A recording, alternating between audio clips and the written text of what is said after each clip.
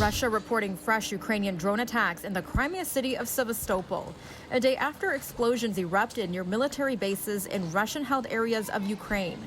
This woman says she woke up hearing loud bangs. She says, "After we heard a loud shot, as if it was a main firecracker, not a shell, had exploded. And then it all came silent."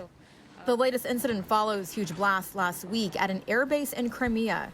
Ukrainian officials hope by hitting Russian targets behind the front lines, they'll be able to turn the tide in the conflict by rattling the supply lines Moscow needs to support its occupation. In eastern Ukraine, Russian forces continued offensive operations near Bakhmut. The city is one of the last Ukrainian strongholds in the east, and its fall would take Russia a step closer to establishing control over Donbass.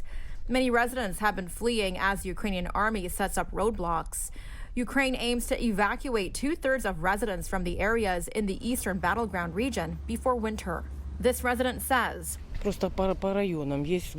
constantly being shelled. There's no power. It depends on the neighborhood. In some cases, there's neither running water or electricity for over 3 weeks already."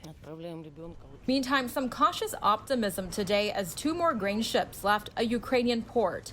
A boat carrying United Nations Secretary General Antonio Guterres sailed from Istanbul today to inspect a grain ship anchored off the coast. Guterres has called for more aid for developing countries in purchasing grain during a visit to Ukraine's Black Sea port.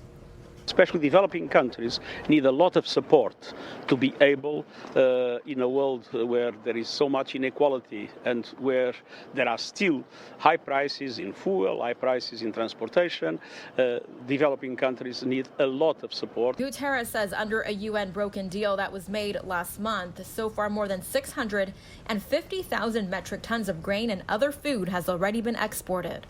Russia and Ukraine accounted for around 1/3 of global wheat exports before the invasion took place.